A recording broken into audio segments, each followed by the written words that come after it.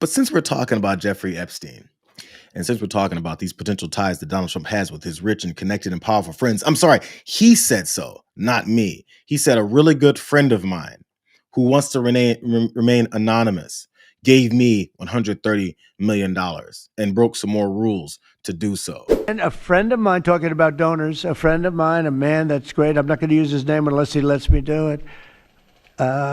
Susie can tell you about this, but he called us the other day and he said, I'd like to contribute any shortfall you have because of the Democrat shutdown. And today he sent us a check for $130 million.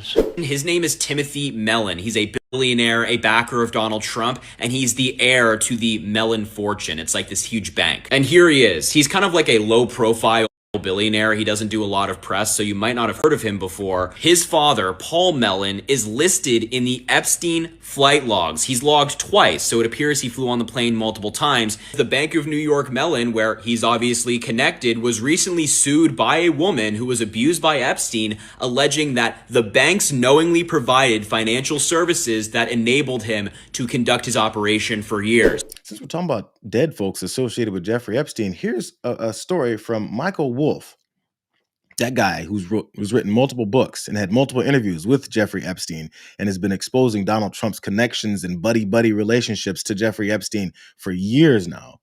Let's check in with Michael Wolff. He has a story about how this, you remember that there was discussions about the fallout between Donald Trump and Jeffrey Epstein, and people said it was about real estate. It was about he stole his employee, which I think was Virginia Giuffre.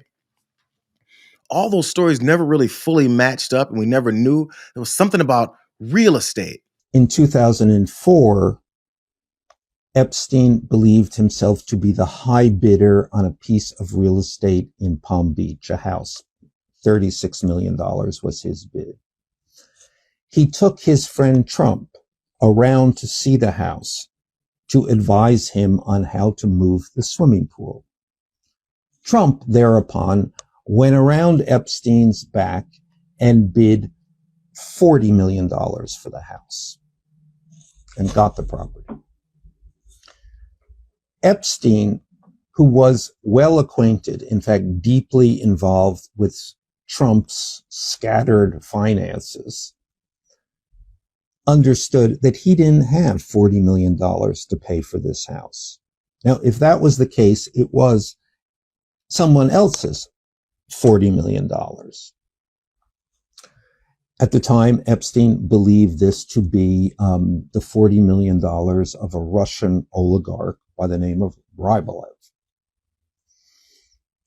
Less than 2 years later, this same house that Trump had bought for $40 million was sold for $95 million. And it was, in fact, sold to Mr. Rybolev. This is all a red flag of money laundering. That's part one. There's a lot more that Michael Wolff has to say, but really fast. So there was a bit of a real estate dispute, and Donald Trump went behind Jeffrey's back, bought the property that he wanted, that he was very jazzed about, but didn't have $40 million. Went through some Russian guy, and then it seems to be to make $55 million. Just want to have a quick recap of how this whole falling out, again, according to Michael Wolff, who wrote many books and talked to Jeffrey Epstein intimately about his life, was sharing. Here's part two of that fallout. What Epstein did, and he was furious about losing this house. I mean, there's something about these guys that nothing rouses them so much as a real estate betrayal.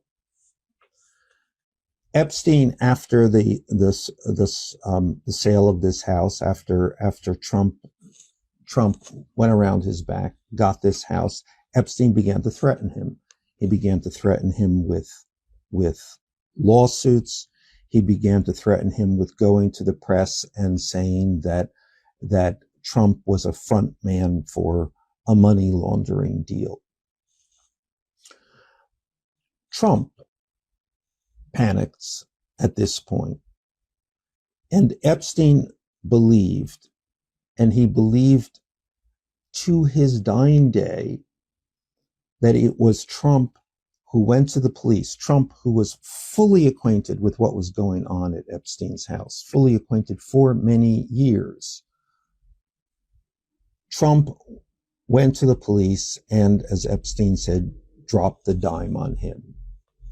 That is to say, informed the police of what was going on, and an investigation began, and all of Epstein's legal problems for the next 15 years began to unfold.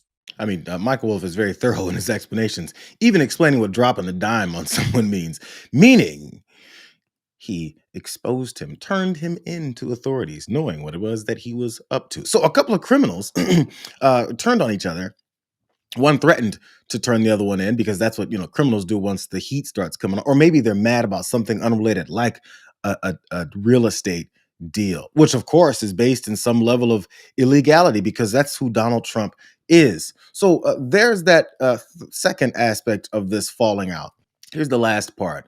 This story about this piece of real estate and their falling out was first published in June 2019. It was published actually in my book, Siege, the second book I had written about the Trump White House. Epstein had recounted this story to me. I put it in this book. Epstein at that moment was in Paris.